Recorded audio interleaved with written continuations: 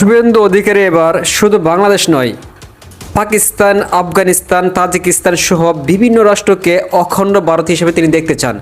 আর সেই অখণ্ড ভারতের নেতৃত্ব দিবেন নরেন্দ্র মোদী। তো দেখবো শুভেন্দু অধিকারীর সেই ভিডিও ক্লিপটা। অখণ্ড ভারত চাই, পূর্ণাঙ্গ ভারত, আফগানিস্তান, তাজিকিস্তান, চীনের একটা অংশ, তো আপনারা শুনতে পেলেন শুভেন্দু অধিকারী মানে ভারতের কে অখণ্ড ভারত কিভাবে দেখতে চান। তো আমাদের বাংলাদেশের মুক্তিযোদ্ধা কর্নেল অলি আহমেদ শুভেন্দু অধিকারীকে নিয়ে কি বলেছেন, আমরা সেই ভিডিও ক্লিপটি একটু দেখে আসি।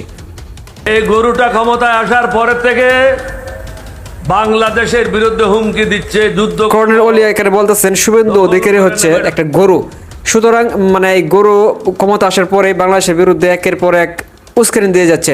মুহূর্তে আপনারা জানেন যে ভারত আমাদের একেবারেই যুদ্ধের দ্বার প্রান্তে, তারা আমাদেরকে একের পর এক উস্কানি দিয়ে যাচ্ছে।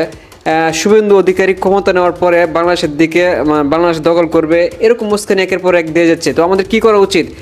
শহীদ প্রেসিডেন্ট জিয়াউর রহমান একটি কথা বলে গেছিল, সেই কথাটা আপনাদেরকে এখন আমি স্ক্রিনের মাধ্যমে তুলে ধরছি, আমরা শুনবো সেই কথাগুলো। 1 নম্বর, খাদ্য উৎপাদন দ্বিগুণ করতে হবে। 2 নম্বর, সমস্ত রাস্তার দুই ধারে ফলের গাছ লাগাতে হবে এবং রাস্তার দুই পাশে ঢালুতে শাকসবজি চাষাবাদ। তো আপনারা শুনলেন শহীদ প্রেসিডেন্ট জিয়াউর রহমান কিভাবে বাংলাদেশের মানে বাঁচার জন্য কি করতে হবে, গাছ লাগাইতে হবে, তারপরে মাছ চাষ করতে হবে, এরকম আমাদেরকে দিক নির্দেশনা দিয়ে গেছেন। তা এই মুহূর্তে আমাদেরকে কিন্তু এই কাজটি করা অবশ্যই বাধ্যতামূলক হয়ে গেছে ভাই।